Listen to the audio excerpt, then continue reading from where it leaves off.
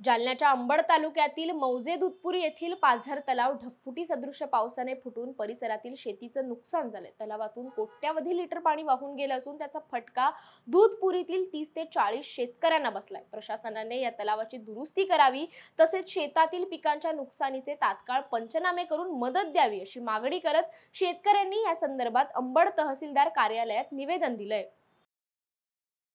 आमच्या गावामध्ये दुधपुरी गावामधलं शेततलाव काल सकाळी 7 वाजता फुटला आणि भलतं नुकसान झालं गावाचं आणि गावकऱ्याच्या शेतकऱ्याचा कुठलंही।